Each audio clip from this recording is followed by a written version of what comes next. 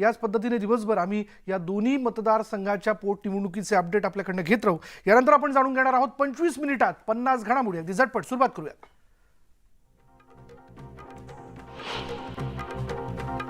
राज्यातील सुमारे 20 लाख शेतकऱ्यांना केंद्र सरकारने मोठा दिलासा दिला। पीएम किसान योजनेच्या 13व्या हप्त्यासाठी ही अट शिथिल केल्यामुळे सोमवारी पीएम किसानचा 13वा हप्ता शेतकऱ्यांच्या खात्यात जमा होणार आहे।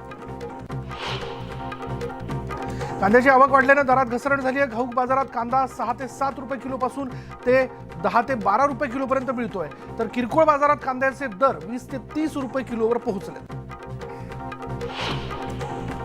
सोयगाव तालुक्यातील बहुतांश शेत शिवारात वन्य प्राण्यांकडून रब्बी पिकांचं मोठ्या प्रमाणात नुकसान केलं जातं आणि त्यामुळे शेतकऱ्यांच्या चिंतेत भर पडली आहे। ऐन कापणीच्या हंगामात वन्य प्राण्यांच्या मुक्त संचारामुळे रब्बी हंगाम अडचणीत आलाय।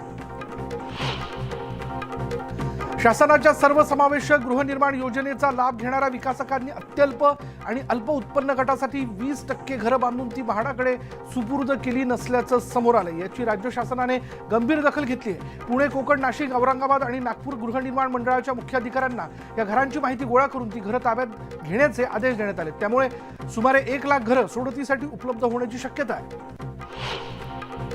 माथेरानच्या मिनी ट्रेनला जोडणारा विशेष एसी अलिशान कोचला गेल्या 2 आठवड्यापासून एकही बुकिंग झालेलं नाहीये आणि त्यामुळे हा कोच पर्यटकांच्या प्रतीक्षेत यार्डमध्येच उभा आहे। या 8 जणांसाठी या कोचचं भाडं जे आहे ते 30,000हून अधिक असल्यानं प्रवाशांनी पाठ फिरवली आहे। एसटीच्या निम आराम श्रेणीतील 200 हिरकणी बसची बांधणी वेगाने सुरू आहे। मार्च अखेर या बसेस प्रवाशांच्या सेवेत दाखल होणार आहेत। मुंबई, पुणे, मुंबई, नाशिक आणि मुंबई नगर या शहरात प्रवास करणाऱ्यांना येत्या महिना अखेर नवा पर्याय उपलब्ध होणार आहे। आज मध्य रेल्वे, हार्बर आणि पश्चिम रेल्वेवर रुळांची दुरुस्ती आणि सिग्नल यंत्रणेतील काही तांत्रिक कामांसाठी मेगा ब्लॉक घेण्यात येतोय। ब्लॉक कालावधीमध्ये काही लोकल फेऱ्या रद्द करण्यात येणार असून काही फेऱ्या 15 मिनिटं विलंबाने धावणार आहेत। त्यामुळे प्रवाशांचे हाल होण्याची चिन्ह आहेत। प्रलंबित मागण्यांसाठी गेल्या 20 फेब्रुवारीपासून अंगणवाडी सेविका आणि मदतनीसांनी संप सुरू केला। या संपामुळे जिल्ह्यातील 3000 अंगणवाड्या बंद आहेत। संपकर्त्यांनी मंगळवारी मुंबईत मोर्चा काढण्याची घोषणा केली आहे। छत्रपती संभाजीनगरमध्ये पंतप्रधान आवास योजनेच्या निविदा प्रक्रियेतील घोटाळ्याची कागदपत्र ईडीने ताब्यात घेतलीत। या यंत्रणेने मंत्रालयातून कागदपत्र घेतल्याची माहिती महापालिकेचे अभ्यासक प्रशासक डॉक्टर अभिजित चौधरी यांनी दिली आणि त्यामुळे आता महापालिकेचा कारभार ईडीच्या रडारवर आल्याचं बोललं जात आहे। राज्यात जलसाठ्याची दैनंदिन माहिती मिळावी म्हणून स्टेट वॉटर इन्फॉर्मेटिक्स सेंटर स्थापन करण्यात येणार आहे। या संबंधात 22 फेब्रुवारी रोजी केंद्र शासनाने निर्देश दिलेत। मुंबई महापालिकेकडून मुंबई महानगराचं सुशोभीकरण करण्यासाठी 500 कामांचा समावेश असलेला प्रकल्प सध्या प्रगतीपथावर आहे। या प्रकल्पांतर्गत अतिरिक्त 320 कामं हाती घेण्यात येणार आहेत। या कामाचं भूमिपूजन मुख्यमंत्री एकनाथ शिंदे आणि उपमुख्यमंत्री देवेंद्र फडणवीस यांच्या हस्ते आज होईल। राज्य विधिमंडळाचं सोमवारपासून सुरू होणारा अर्थसंकल्पीय अधिवेशन वादळी होण्याची चिन्ह आहेत। शिंदे फडणवीस सरकारच्या पहिल्या अर्थसंकल्पात राज्याचा आर्थिक विकास करण्याचं आव्हान सरकारसमोर असेल।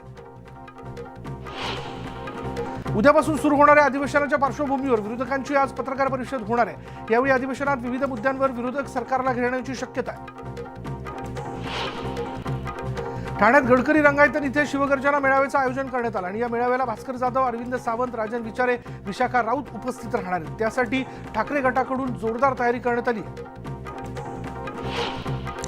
सिंधुदुर्गात शिवगर्जना मेळाव्याचं आयोजन करण्यात आलं होतं आणि यावेळी शिवसैनिकांनी उद्धव ठाकरेंच्या पाठीशी राहण्याची गर्जना केली। वरळीत आदित्य ठाकरे यांची संध्याकाळी जाहीर सभा पार पडते। निवडणूक आयोगाच्या निकालानंतर ठाकरे गट जनतेपर्यंत पोहोचण्यासाठी प्रयत्न करणार आहे। त्यासाठीच वरळीच्या जांभुरी मैदानात निर्धार मेळाव्याचं आयोजन करण्यात आलं। एमआयएमच्या राष्ट्रीय अधिवेशनाचा आज दुसरा दिवस आणि या पार्श्वभूमीवर खासदार असदुद्दीन ओवेसी यांची पत्रकार परिषद पार पडते। संध्याकाळी मालवणी मालाडमध्ये त्यांची जाहीर सभा होईल। मुंबईच्या वायकळ्यातील दगडी चाळीतील शेकडो कार्यकर्त्यांनी एकनाथ शिंदे यांच्या नेतृत्वाखाली शिवसेनेत प्रवेश केला। महत्त्वाचं म्हणजे यात अंडरवर्ल्ड डॉन अरुण गवळीच्या भावाचा समावेश आहे। प्रदीप गवळी आणि माजी नगरसेविका वंदना गवळी यांनी वर्षा निवासस्थानी शेकडो कार्यकर्त्यांसह शिवसेनेत प्रवेश केला। उद्धव ठाकरेंनी शिवसेनेत असताना राज ठाकरे यांचं खच्चीकरण केल्याचा आरोप मनसेचे नेते संदीप देशपांडे यांनी केला। नारायण राणे यांनी 2005 साली शिवसेनेतून बंडखोरी केली। त्या काळात मालवणमध्ये जाण्यासाठी निघालेल्या राज ठाकरेंना मारण्याची सुपारी शिवसेनेच्या माध्यमातून देण्यात आली होती, असा गौप्यस्फोट संदीप देशपांडे यांनी केला। गाडी खरेदी विक्रीच्या वादातून 3 मद्यपींनी पोलीस स्टेशन समोरच गाड्यांची तोडफोड करत गोंधळ घातल्याची घटना घडलेली आहे. तसंच पोलिसांनाही धक्काबुक्की करण्यात आली. या प्रकरणी या तिघांविरुद्ध वाळूंज पोलीस ठाण्यामध्ये गुन्हा दाखल करण्यात आला.